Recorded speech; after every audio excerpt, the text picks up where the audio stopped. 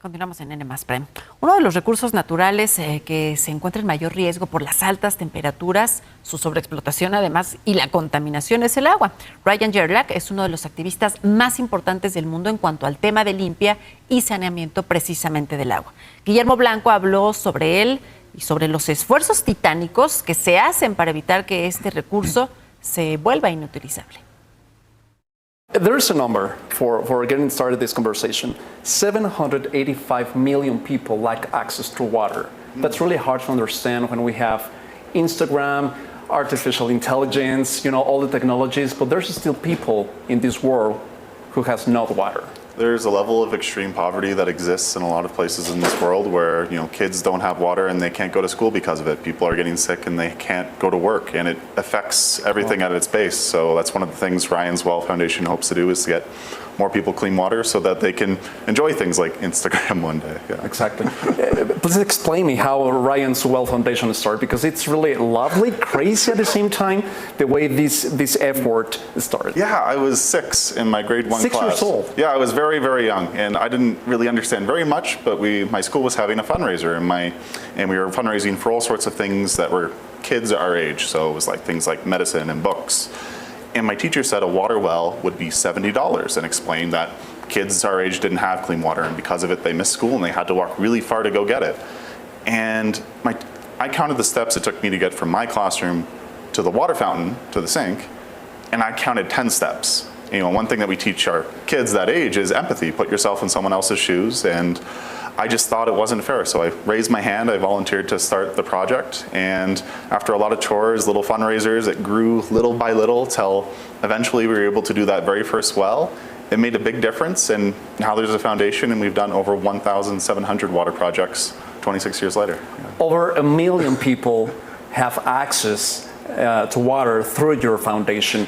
When you started 6 years old, $70, have you ever thought about how far you would get and how many people, we're talking about 1 million live people, change just because you have empathy and you decided to just focus on these people and trying to help someone else, which is not common in this world? Yeah, I guess, it's weird. I thought that it was just one well that would bring the world clean water. I was so young, I didn't understand the scope of the problem. Back then it was over 1 billion people that didn't have clean water. That's crazy, over 1 million people. Over 1 billion people didn't have clean water when I first started. And it was, crazy, but at the same time I was lucky because I was 6 and, I just listened to my passion. And if I was, I know a lot more now about the world's water crisis and how to effectively change sustainable development and all this, but back when I was 6, I knew how I felt, and that was all that I needed.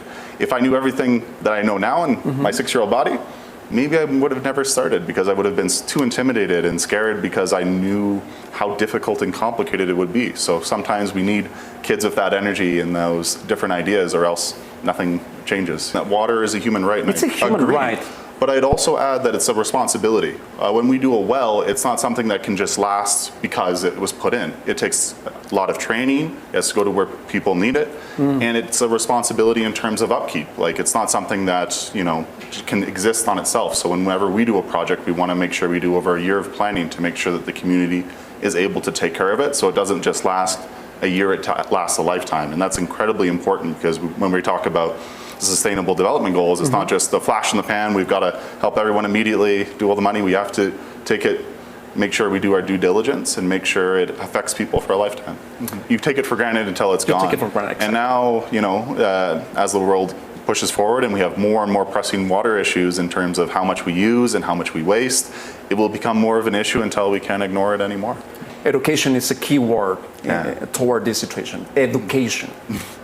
Absolutely. Well, water by itself, it doesn't mean anything if you don't have the education, the wash training, everything that goes along with it. So when we're doing a well, we want to make sure the education goes alongside, because it goes hand in hand.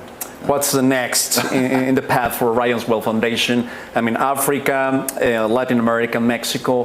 What's next for Ryan's Well Foundation? Right now, Ryan's Well, we have 3 big projects. We're working in 2 areas of Uganda and 1 area of Ghana. We're trying to help more people who need clean water most, and we're also trying to inspire youth all across the world. That's one of the reasons why I'm here right now in Mexico, is that, when I was a kid, I may not have ended up making a difference at all, but because I had support from peers, family, and people giving me ideas and inspiration, I was able to, grow it into a charity that's done a lot of great work. And I think when you look at Mexico and the youth here, you see potential and ideas, and to give them the inspiration that they need to, raise their hand to do something small to take an action.